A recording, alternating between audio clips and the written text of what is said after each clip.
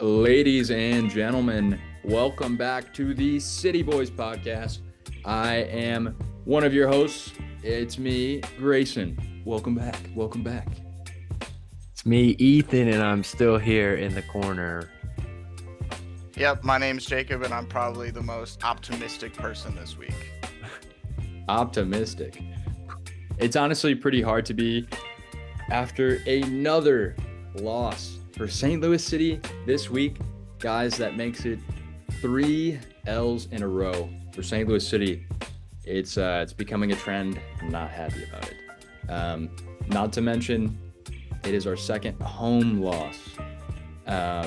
Honestly, it's going to be a hard week to talk about, but we came up against the Seattle Sounders. Let's get into it.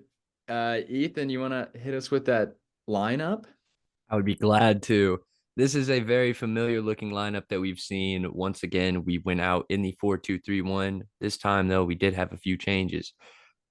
We did not have a change between the sticks, of course. Roman Berkey gets a start from right to left. We have Thomas Totland, Tim Parker, Joachim Nilsson, and Kyle Hebert gets a go at left back this game.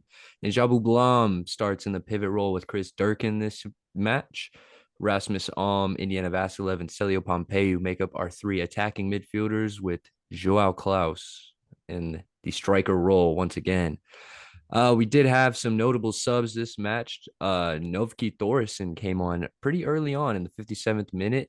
Then AZ Jackson and, of course, Edu Lovin returning to health, which is awesome to see. Both came on in the 70th minute. Pretty strong lineup overall. We can expect to see some changes. Chris Durkin got his 5th yellow card of the season, so he will have a suspension on that front. But strong lineup, not the result that we wanted, though. Yeah, definitely. Did want to touch on a couple things about that starting lineup. So yeah, we did see Kyle Hebert coming on in the left back position, filling in for Deer and Marcanic. So I think, if I'm not mistaken, Marcanic is eligible to play for next match. Is that true? So yeah, we might see Marcanic come back to the starting lineup. He was eligible this match. He just rode Oh, the really? fucking bench. Yeah. Interesting. Interesting. So honestly, he might get another shot because Hebert, he didn't have a great game. Obviously, there is an own goal out there that we're gonna talk about here in a little bit. But yeah, just other than that left back position, this is Edward Leuven coming back to the starting lineup. But other than that, I do like this starting 11. This is one that I would have picked. So it is alarming to see that this strong starting 11 put up this type of performance against Seattle Sounders. Anything else to note before we take a peek at these goals from this week? Yeah, I don't know if the stats back me up on this based on player ratings or not, but I thought for the most part the team put in a pretty good shift. It was a strong starting 11, and we did have a really strong first half presence and then really strong closing out the game. The own goal does suck, but I thought, just like you, Grayson, this is what I would have picked. Ostrak picked up a knock day before game, so that's why he didn't play. Otherwise, I probably would have started him over Blom, but hopefully it's just a knock and we see him in the starting 11 next week. I think just to conclude, my thoughts on this starting 11 are that even though we're losing, I have not seen a dip in work rate and passion from especially the starting 11, which has been really impressive. They still look confident, and we've heard that there is even a little bit of tension to break into the starting 11. So I think that this is a team that's still playing with a chip on its shoulder after a third straight loss, and I still like what I am seeing on the field. I think that's what makes it all the more frustrating is we're playing decent, but we still can't get across that line. So I think we have Jacob this week is going to break down some of the goals that we saw, and then we'll hop into what went wrong for St. Louis this week. Yeah, so each team had a fair few chances in the first half, but nothing to get onto the score sheet. I thought we looked like the better team in the first half. We were definitely knocking on the door way more than they were to bag a goal. But technically, our first bit of action starts in the 66th minute. Seattle has possession in our end. Ball kind of gets bobbled around. We're trying to recover it. It falls out to Christian Roldan, who, for all intents and purposes, is crossing the ball. And Kyle Hebert throws his foot up to try and get a block in. It goes off his toe, and it was just the most beautiful, perfect own goal chip that you don't ever want to ask for. Finds itself in the back of the net. Roman Berkey had everything covered except being chipped by his own teammate. So yeah, that one really sucked to see. I think other than that, I thought Kyle Hebert was having himself a game. I don't think he's an out and out natural left back, but he does a good job sliding over there. I think he would prefer to be in the center, but with, two twin towers with Tim Parker and Joachim Nielsen, you got to get in where you fit in, brother. So, any thoughts on the own goal? Definitely was a cross. Definitely was a cross. I will not let Roldan take credit for that being a shot. I agree that Hebert didn't have a bad game. I think he's pretty hard done on FOTMob with a 4.7. I don't think that's deserved. Um, yeah, seeing Berkey just step to, and if that cross would have got through, Berkey would have played it perfectly. That's why he got caught off his line. Really frustrating goal. Yeah, honestly, part of me feels like it's a little bit of karma for all those lucky goals we got last season. Just starting to balance out. Um, Hopefully we can start sneaking in a couple of our own. It wasn't quite in the first 15 minutes of the second half though. So I will give the boys credit. They obviously heard the pod and heeded my words. So appreciate you guys. That was fun to watch. I appreciated that. Yeah, scriptwriters saw it. They were like, what if we just put it in the minute directly after? Yeah, so then we pick up with Jordan Morris gets the front side of Thomas Totland making a run, also on the back side of Tim Parker, who's caught between should he step to the ball, should he keep tracking, and gets a nice slotted through ball in for Jordan Morris to just run on it. It's a nice solid finish into the back of the net. I thought, there's not a lot Roman Berkey could do about it. He came off his line to try to close the angle, become a big body in that box, and Jordan Morris bags goals. That's his job, and he did it really, really well in the 69th minute. Yeah, how long has Jordan Morris been a professional now? 6 years or something like that? For a long time, it feels like. I don't know that it felt like vintage Jordan Morris. It felt like seeing a young uh no facial baby face Jordan Morris No running through on tattoos. goal. Yeah, for the US men's national team is what I felt like. And I was hoping I was just maybe there would be a choke moment, but yeah, no. Uh it hurt. Yeah, Seattle is having a slow start to the year, but don't let that fool you. Fool you. They are a really quality side with a lot of good vets. Yeah, Jordan Morris, he's been around the league for quite a minute. The young American has definitely made his mark on the MLS and even got the chance to move to the EFL. I think it was last season or 2 seasons ago. He actually took a loan move to, I think it was Swansea. Had a decent start and then got injured. That was about the same time Paul Areola also made the move across the pond. Um, so yeah, it was an exciting time. I thought he was maybe going to break in to the international scene, but came back because I think he is killer in the MLS, and Seattle Sounders were right not to let him go. And yeah, he just proves it once again tonight against St. Louis. Another quick stat on him: he was the player to touch the ball the least in the game. He had uh, a 7.5 rating. He had 7 accurate passes and still scored the dagger to win the game. So just to show that, you can still ghost through most of a game. And if you have one good touch, you can still play a hell of a game. So Fair Yeah, play on that ball knowledge, Gray. I totally forgot he went overseas. it was like it was super short lived. Like honestly, I was bummed. I think he got injured real fast. Yeah. True yin and yang of soccer is you can be a terrible attacker for most of the game, bag a goal, and you're a hero, but you let one go in on defense and it's all your fault, you Mhm. know. But yeah, we pick up the match. Honestly, all vibes changed like they did in the last game with Edu coming into the team. He gets subbed on, and going down 2 goals and getting Edu on the field really sparked our will to really drive forward for basically since the 69th minute. Seattle was in all out defense except for maybe 2 attempts on counters. And we got one back in the 82nd minute. Edu, top corner of the box, gets the ball to him. He plays in across. Both Hebert and Totland are making a run in the 6-yard box. Totland just had to get a toe on it to redirect it in. And that's exactly what Edu brings you. He puts a ball on a platter for a freaking right back who's not expected to score goals and brought us within one. Before we jump back to your thoughts on that goal, very, very last part of the game, fucking Zhao Klaus gets the ball, same top of the corner area, takes a shot, hits off the post. It was damn near the last kick of the game and a couple inches to the left. And this is a very different episode. But what did you guys think about the one goal that we scored? I was really happy to see Thomas Totland score. What a reward for a player that's been working very hard this season. And he brings that.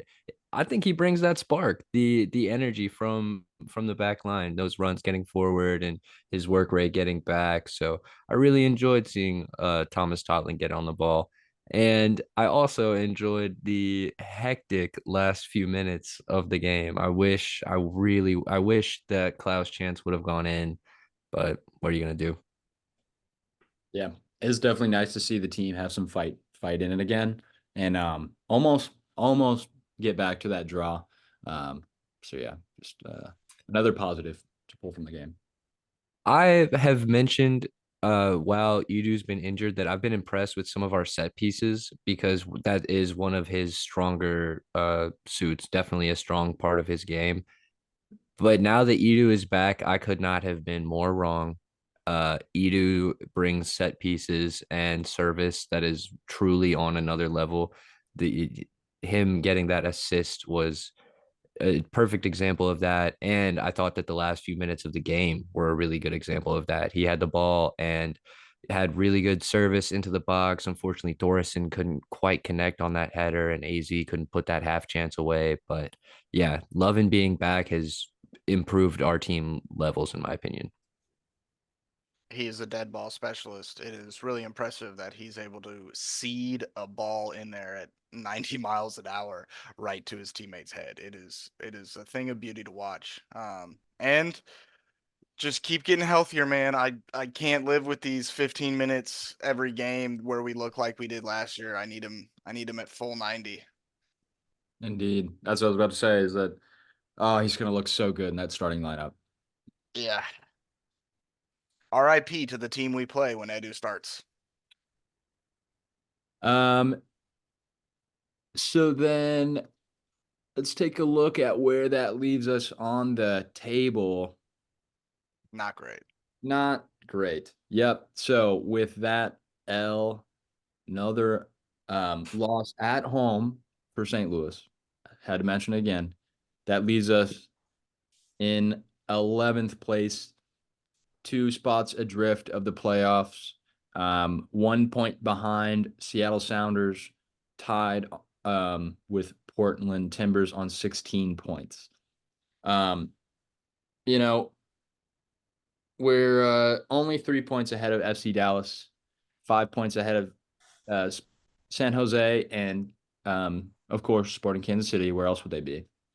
But honestly, looking at the table, it hurts my feelings. I don't like it. It's gross. We look like shit. But then you look at the field and how we play, I don't think it reflects how good St. Louis is and can be. But God, we don't look anything like the team we were last year. Grayson, I think that's a really great segue into our 3 points for this week because that is pretty much exactly my point, is that I think we are still a good team. I think when you watch St. Louis City play, when you look at the stats, granted, I don't have the stats off the top of my head to back it up, but when you watch us play, we're a good side. We have the passion, we have the work rate, we are creative. We're getting a lot of chances. It's normal now to see St. Louis City take over 20 shots in a game. And yeah, I think that we would all be more satisfied if they were more efficient or more were hitting the back of the net.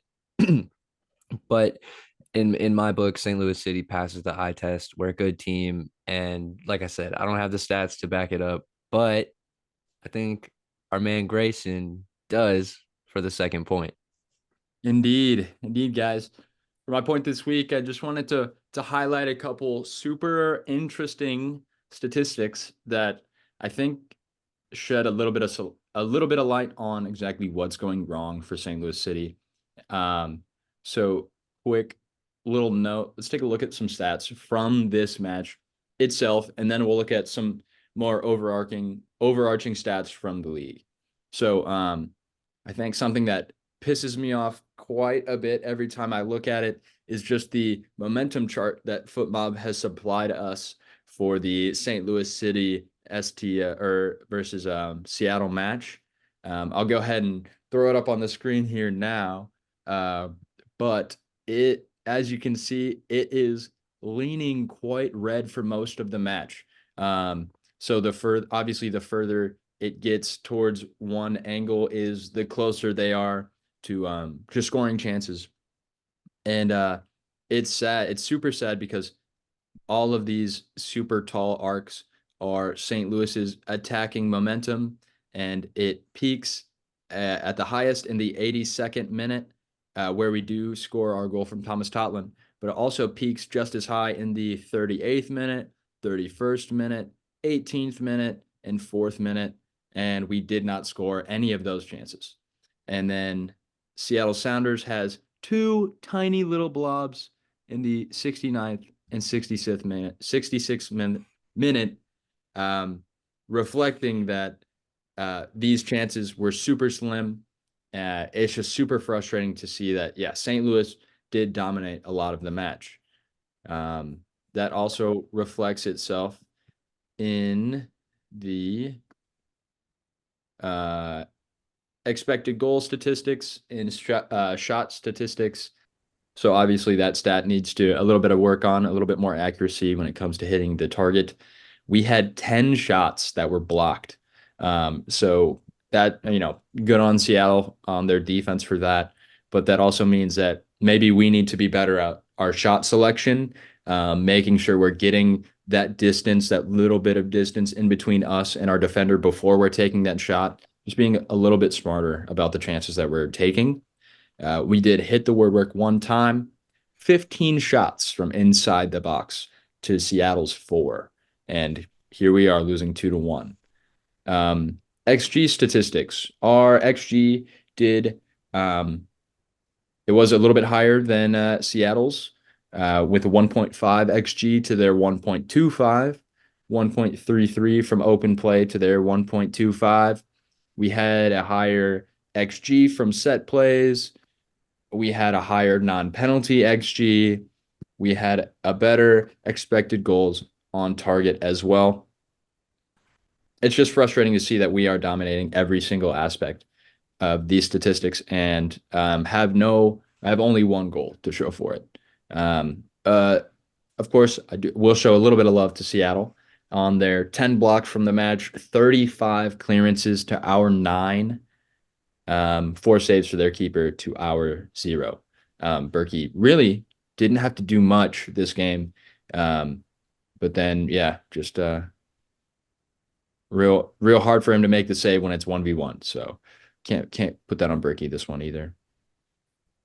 So those are some stats from that game. Specifically, 3 other statistics I wanted to share with you guys that St. Louis leads the league in. So interceptions per match, St. Louis City is sitting 3rd in the league. We're averaging 10.3 interceptions per match. And also possession one in the final third per match. We are in first in the league with a 6.4 is what we're averaging. So those two stats are super positive. I think they reflect exactly what Carnell is trying to institute in the team, that high press system. It is working. We're winning those ball back in their third. In that Gegenpress style, that's exactly what we're looking to do. The only issue is we need to convert those chances. When we get the ball in the final third, what you're looking to do, win the ball back, play one or two passes, and you should be in on goal. When you're winning the ball back in the final third, that's the best chance to catch the defense off guard and out of position. So it's a little disappointing that we need to turn those turnovers into goals. And then last but not least, St. Louis does lead the league in another stat, that being fouls per match, with 16, averaging 16. I think that is another reflection of just our style of play. We press hella hard and we're on your ass, and we're not scared to put you on your ass. So St. Louis is super aggressive, which is great. We just need to convert that aggression into composure in the final third and actual chances. So Not just shots straight at the keeper's chest. exactly. We have tons of shots. We need them to be quality shots. I'm looking at you, uh, AZ Jackson. I'm looking at you, Thorson. Thorson gets all of these fantastic one-on-one chances in the final 15 minutes of the game, and every single time he manages to hit the keeper's foot. Like it's becoming really frustrating to see a player like Thorson, who granted he is super young, he is new to the league, but he earns more than Sam Adeniran. And Sam Adeniran has so much more to show for, and we're putting on Thorson instead of him. Um, it's just I don't know. I'm starting to frustrate me a lot. He's Thorson, got to be prove me due, wrong. right? Prove me wrong, He's please. he's got to be due. At some point, he's got to find the back of the net. I really feel that the one once he does see just one hit the back of the net, it's going to be a season changer for Thorson because he has had plenty of chances in a lot of big time moments too to potentially win the game for St. Louis City in a lot of instances, and unfortunately has not delivered on that price tag. Grayson, you did make a good call out that I want to just bring it back to for a second, and that was the performance of Yamar Gomez. I thought he played astounding for Seattle. I thought he was a big reason that our 20 shots, only one of them was able to find the back of the net. And he was also solid defensively for them on set pieces. So did just want to call that out and, like you said, show them some love. That's all I got. Yeah, 10 block shots is a pretty impressive stat. So The wall of Yamar. Yeah. I guess we'll move on to the third and final point, which is mine, which is sort of statty, sort of just we got to figure this the fuck out. We are almost halfway through the season. This next game against Miami will mark our halfway point in the season. And right now, we are on track to get 32 points. That is with not counting next week's result. So that's 2 games. So even with those 2 games, we would be on 38 points if we won those 2 games. Not saying we're not going to beat Miami, just with that aside, we'd be at 32 points, and the lowest amount of points that made playoffs last year was 44 in the Western Conference. And even if we got to 38 points, we wouldn't be making the playoffs in last year's conference, which I think this year has improved. So something's got to change. I think the midway mark, I think, what's it called? Nations League, where we play against Mexico and Canada teams. Am I crazy? Leagues That's Cup. Nation Leagues Cup. Thank you. Hmm. I think the Leagues Cup tournament will be a good break from pressure in the MLS, and it will be a nice reset when we come back. We saw last year teams that went into Leagues Cup in a poor run of form, come out of Leagues Cup and go on a run and propel themselves into playoff contention. And I can really see that happening with this side. I'm predicting by the time Leagues Cup is over, Edu Lewin will be back to a full 90-minute health. So that'll be a good boost. I think having Klaus play against teams not in the MLS, specifically Canada, and going up against them, maybe bagging a couple goals will spur his confidence back up. And with those two guys' confidence booming, the team's confidence is going to be booming. And like I said in the intro, I'm really optimistic about this side. I think we can go on a run. I don't know when that run's going to take place. We are in the thick of it right now. Um, but I am excited with the performance we got last night. This wasn't just a we got walked over loss. This was a bad loss to take because we were so good. But I think here soon it's going to be flipped and we're going to start catching a lot of W's. Fingers We're crossed. also definitely coming off. We're at the tail end of a very hard run of fixtures, which is something we've discussed in the lead up to these matches. But we came up against a really good LAFC side, a very good Cincinnati side, and both those losses just felt like getting stabbed and beaten. Whereas this one felt like we put up a really good fight and we just hard done by an own goal. So I do think, and as we look forward, I have a lot of hope and faith, including fixtures against Vancouver, Atlanta, San Jose, Portland, Colorado, some teams that have been underperforming a little bit this season. I think those matches will be big for St. Louis City, and I agree, Jacob. We've got to figure it out. We definitely got to start putting together string of wins here if we want to make any progress on the table. I think St. Louis has it in them. We're a very streaky side. Most of our players are very streaky players. So I think once we start to put together a couple of positive things, chance creation when we add Leuven back into the squad, and then of course finishing, we're gonna be looking great. We're gonna be looking good. So yeah, any final notes on the St. Louis Seattle match, or should we hit a little kick clash? Let's get to fighting it out. Bing, bing, bing. It's kick clash time, ladies and gentlemen. Um, we have the St. Louis City home kids. They came up against the Seattle Sounders. I keep doing that. They came up against the Seattle Sounders home kits. Their new home kits after the rebrand. To kick it off, I just want to start it off this week with a quote from my mother. She texted me shortly after the match, and she said, "Their kits are stupid. Looks like coach said bring both kits to the game, and someone forgot their green shorts, so they all had to wear the blue ones." Thought that was great. Thank you, Yeah. mom. Thank you, mom. Uh, on that note, I actually let me take a peek again before I say anything weird, say anything stupid here. These Seattle kits are very busy. I will say that first. Okay, so yeah, we've got the green blue stripe vertical stripes with the new Seattle Sounders logo, the white blocking on the collar and the shoulders.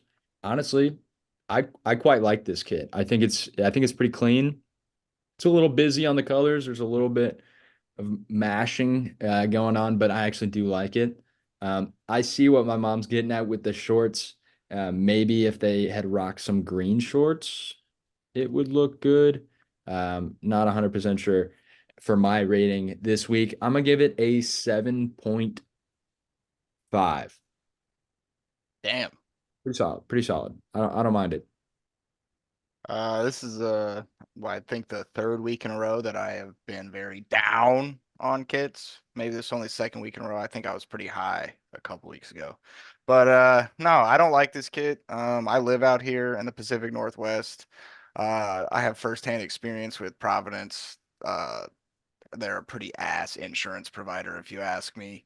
Um, Only thing that really saves this from a true L, in my opinion, is the new logo, and you got to show respect to their two championships as a club in those 2 stars above the badge. Yeah, this one's 4.2.0 Yeah. for me. Yeah. Keeping it low, keeping it low. Oh, Like I said last week, I have been uh at the very least a Seattle Sounders follower for some time. So I've seen and been paying attention to many iterations of their kits, starting from the Xbox sponsors when it was really weird and Zulily, and it was just going through their exploratory phase before the rebrand, and they locked in with this rebrand, which I personally am a huge fan of. It's really the green is my favorite color to begin with, and that is a special green they got going on. The club crest is amazing. I love the white color blocking on the top. Although I think it's weird they have a blue stripe coming out from right underneath one of the white stripes. I don't like that at all. I think it's weird. So this kit does have its flaws. The okay. 2 stars are class, but for me, I love this kit. Yeah, I'm gonna go for a solid 8.3, just because the green and blue works so well together. I do love that crest. I'm not a huge fan of the big borders on those stripes, but yeah, this kit works for me. This is a kit that I would wear not just to a sporting event. Yeah, just the most glazy ass childhood gift clash I've ever heard. Granted, it'll never grace my body. I would never put this on. Being a St. Louis City fan, I'm too loyal. Yeah. Yeah, just another quite polarizing week for Kit Clash. I like it like this. We get some differing opinions. It's a good time. It's a good time. You guys are too kind to teams that beat us. I just we got to get our licks in somewhere, and Kick Clash is our platform to do it. I just like talking shit. I think that closes us out for this Seattle match review. So we're gonna start looking ahead towards our next matchup, which, ladies and gentlemen, we made it. It's one of the scariest weeks in the MLS. We're going up against the big one. It's Inter. Yep. It's Inter Miami. Yep. Currently, Miami is sitting with a record of 10-4-2. They're at the top of the table in the East, and they're at the top of the table in the overall Supporter Shield standings. They are, without a doubt, the #1 team in the league. Yep. Head to head, we've only played them once. That was last season before they had Messi on the field. We beat them 3-0. Adeniran, Parker, and Lowen each had a goal in that match. All three of them, in my opinion, are very due. So it'd be nice That to, would be a fantastic result. yeah, get a little bit of a repeat on the three-peat would be nice. I started to make a list of players to watch, and it literally goes like this: Lionel Messi, Luis Suarez, and then 70% of the rest of their roster. They are a mean side. Sergi Busquets, Jordi Alba, they've got old school Barcelona in their veins, and it shows, especially the fact that they are #1 in the league. I will say this though. They played this week without Messi, and I don't know how many matches he needs to rest on, but their record without Messi is 5-3-5. So if Messi decides he's still tired and doesn't want to play against St. Louis because we look like not a formidable side right now, he feels his talents aren't needed. There's a chance we could make them 5-3-6 on the season without Messi, and we escape the deep Florida in Miami with 3 points. What do you guys think? This is the big one. I I'm expecting to play a very strong Inter Miami side, or a partially rested Inter Miami side that has a lot of class in it. They score a lot of goals. They're first in the league with 2.4 per game. They are ranked second in the league at home this season.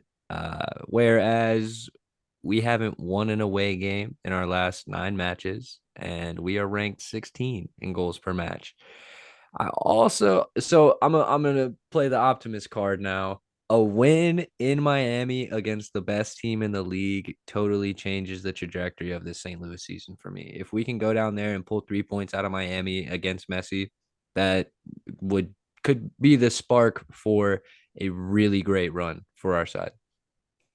And don't get me wrong, I think it is entirely possible. Inter Miami does lead the league in offensive statistics. They also are pretty high in some other statistics as well. They're eighth in the league in XG conceded. Um, they're right up there with Chicago Fire, Minnesota United, and Sporting Kansas City. Beautiful teams you want to be right next to in goals conceded. So obviously, Inter Miami, they have some firepower up top. In the defense, they do struggle a little bit. There is going to be some openings for us. Another thing, Inter Miami likes to dominate possession. They're third in the league in accurate passing. They love to possess the ball, play around. They play like a good old Tiki Taka Barcelona, some good old 2010s Barca. So as long as St. Louis can adapt and play our low possession style where we're gonna be fine not holding on to the ball, we're gonna be clinical, take our chances, win the ball back in the final third and slip some in. We need to be we need to be good on some set pieces. I want to see a goal from a corner. We haven't seen a headed goal in a minute. I want to see a goal from one of our big boys. We got Leuven back, who's going to be putting in some good, accurate crosses, some good chances for us to put in the back of the net. So I think it's time for one of our big boys, Klaus, Sam, Parker, Nilsson. We need somebody to get ahead and just put it in the back of the net because I think we got it in us. We could do it. What's your prediction for this weekend, Ethan? Ooh, I get to go first. So I have faith in the side. I would love to see an upset, and we've lost three straight. I'm not predicting a loss in Miami, okay? I'm gonna tell you that right now. And I'm gonna go one step further, and I'm not predicting a damn draw in Miami. I'm saying 3-2 St. Louis City. It's gonna be 2-2 for a long time with a late last minute goal from Sam Adeniran. From Sam Adeniran. I think Sam Adeniran puts his name back on the score sheet and yeah, breaks that duck. You go ahead, Grayson. I want to go last. Fuck. Okay. Okay. So I'm worried. I think I think this is going to be a very high scoring game. Um, In a good way. in both ways. I think so. Miami, they've also failed to score big numbers in their last couple matches. They've had a couple draws their last couple matches, couple losses or not losses, but draws. Very low scoring, 1-0s. They've had to sneak by. But they're still capable of winning. What I want to see from St. Louis is we need to get back on the score sheet and really come out strong, come out firing. I think it's going to be a high scoring game. I think it's going to be 3-3. I think it's going to be a draw, a 3-3 draw. Um, I'll be happy to get a point, but God, I'll be happy with anything from this match. Uh, I Who's your think goal scorer? my goal scorer is gonna be uh I think it's gonna be Celio. I think we're gonna see Mr. Celio Pompeu back on the score sheet. He's had a couple quiet matches in a row. I think he's gonna come back strong. Okay, well, that leaves me. And yeah, Ethan, I'm on the same page as you. The lads talk about how they feel they can beat any team in this league, and why not beat the best team in the league? Last year, our magical run of a team really did get clouded by Messi coming over to the league. I don't know if the squad has a chip on their shoulder for not getting the attention in the media as much as they should have because of the magical ass team we had last year. I know I do. Whenever I would check the news outlets, it was Messi, Messi, Messi, which don't get me wrong, Messi is, in my opinion, the GOAT. You know, he deserves all the clout he's ever gonna get. But we needed more of it, and I think this would be a good little bit of payback for us to beat him at home in Miami. I think I'm with you, Ethan. I'm predicting a 3-2 win. Um, yeah, you guys left it up again. I'm gonna take Jao Klaus to get on the score sheet. Super easy pick for me. Yep. Not So He came really close this week, dude. Inches away, like you said, just a few inches to the left. That's okay. Now that we're on the topic, I will throw out another stat that I wanted that I thought was super important. In expected goals in the MLS, we do have a player in the top 10. Jao Klaus is number 9. He has an XG of 7.3, and he's underperforming. There's only one other player underperforming their XG in the top 10. That's Denny Bouanga. He takes a million shots. Klaus, he takes, I think, an average of four or five shots per 90. And I think they're usually pretty good takes. He does sky a few here and there. Some of these goals are going to start coming in. You can't underperform your XG for an entire career. There's no way in hell that's possible. Some of these goals are going to start sneaking in. He's a quality player. So anytime you can bet money on Jao Klaus to score a goal, I say do it. And he's going to do it again in Miami. So with 7 matches in hand in comparison to last season, Jao Klaus had 10 goals in 21 matches. We are 14 matches in, and Jao Klaus has 5 goals on the season. So hoping within the next 7 matches, Klaus is able to double his tally and at least meet the 10 goals in 21 matches as he was able to do last year. And as long as he stays healthy, I think he could get up to 15 by the end of the season. So yeah, that plays right into your he's underperforming his XG stat line. Like maybe I'm just a blind, loyal optimist, but I got a lot of faith in this side to turn things around from this run of 3 losses. I know this is a tough stretch. Um, but I think that's what separates, real fans from just when they're bad, we don't care. Yeah, weather And motherfuckers.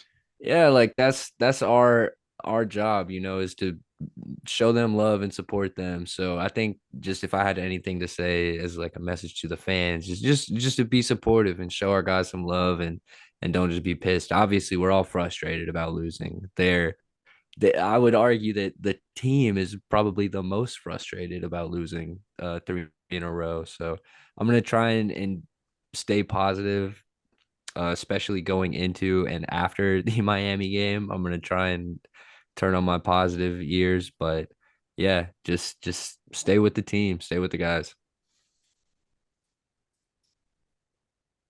So I'm just trying to find it because I know last year we also had a pretty long skid of not getting results. Granted, we started the season off, on fire.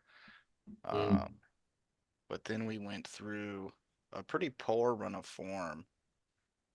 And I think it started, yeah, it started right here, with Dallas. Lost to Dallas, tie Galaxy, lost to Nashville, lost to RSL, beat San Jose, beat Colorado, barely beat Toronto, lost LAFC. So right there, we dropped.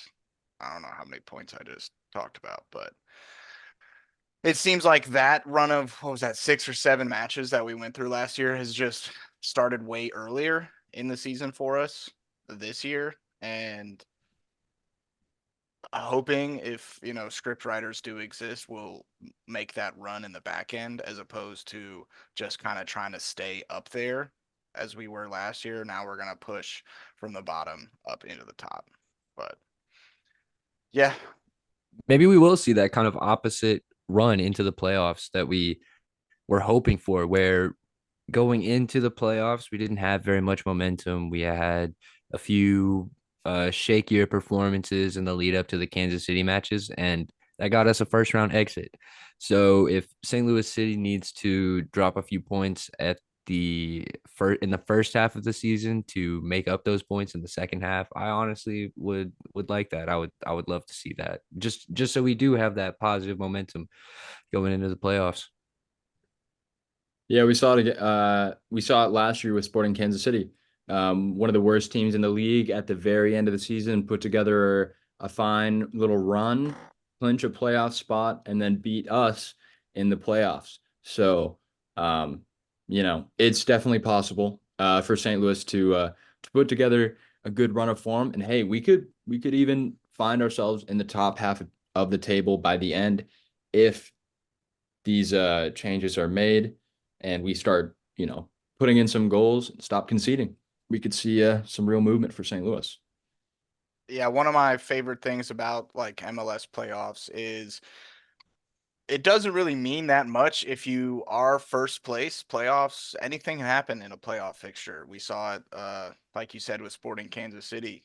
I'd hope to go on a deeper run than Kansas City went on last year in the playoffs and deeper than we went on. But all you got to do is get into the dance. We could be a 16 seed going up against a 1 seed like in the March Madness tournament and be that upset Cinderella story. We just have to get into the dance. Indeed, indeed. Any final thoughts on St. Louis or the next coming weeks?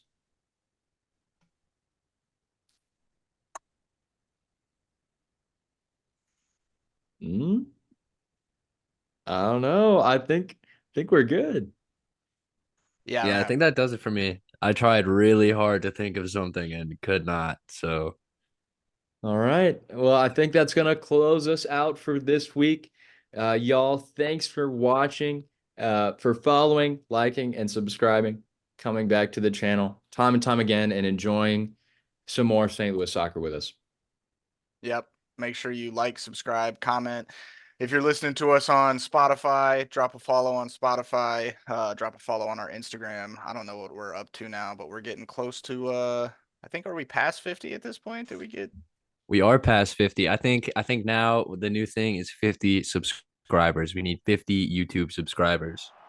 Yeah, and then at 100 followers on Instagram, we're gonna do a giveaway. So pump those numbers up, be on the lookout for a giveaway. You guys might just like what's coming. I'm Jacob. I'll see you guys next week. Peace. Heck yeah. STO. STO.